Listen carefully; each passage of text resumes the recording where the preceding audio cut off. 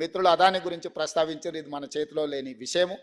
ఎందుకంటే కేంద్ర ప్రభుత్వం అనుమతితో గత ప్రభుత్వమే అన్ని ఒప్పందాలు చేసుకొని ఈరోజు డ్రోన్స్ కానీ ఇతరవి కానీ గత ప్రభుత్వాలు చేసుకున్న ఒప్పందాలు, లిబరలైజేషన్ పాలసీ తర్వాత, ఓపెన్ ఎకానమీ తర్వాత కార్పొరేట్ కంపెనీలతో మనం చేసుకున్న ఏ ఒప్పందాలనైనా యూనిలాటరల్గా వన్ సైడ్ నుంచి క్యాన్సిల్ చేయడానికి ఉండదు. డెఫినెట్గా మీరు చెప్పిన విషయాన్ని రాష్ట్ర ప్రభుత్వం పరిశీలిస్తుంది. ఎందుకనంటే ఈ డిఫెన్స్ రిలేటెడ్ ఈ ప్రభుత్వం నరేంద్ర మోడీ గారు ప్రధానమంత్రిగా అయిన తర్వాత 100% ప్రైవేట్ పెట్టుబడులను ప్రోత్సహించే విధానాన్ని రాజ్యాంగాన్ని సవరించి వారు ప్రైవేట్ పెట్టుబడులను ప్రోత్సహించడానికి ఈ డిఫెన్స్ రిలేటెడ్ దీంట్లో మన దేశమే విధానాలను మార్చుకున్నది.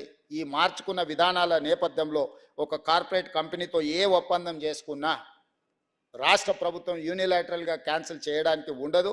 డెఫినెట్గా మీరు ఏదైతే అంశాలను ప్రస్తావించిందో, ఈ వేదిక ప్రస్తావించిందో, ఇక్కడ అదానీ అనేది సమస్య కాదు. అదానీ లాంటి వాళ్ళు ఎంతోమంది డిఫెన్స్ ఉత్పత్తి అంటే వీటిని ఉత్పత్తి చేసే పరిశ్రమలు ఉన్నాయి. వాటన్నిటి పట్ల ఒక విధానపరమైన నిర్ణయం తీసుకోవాలి. డెఫినెట్గా మీరు ఇచ్చిన సూచనను వ్యక్తులను దృష్టిలో పెట్టుకోవడం కాదు, విధానపరమైన ఆలోచనలతోని ప్రభుత్వం వైపు నుంచి చేయగలిగిన ప్రయత్నాలు ఏమన్నా ఉంటే తప్పకుండా చేస్తాం.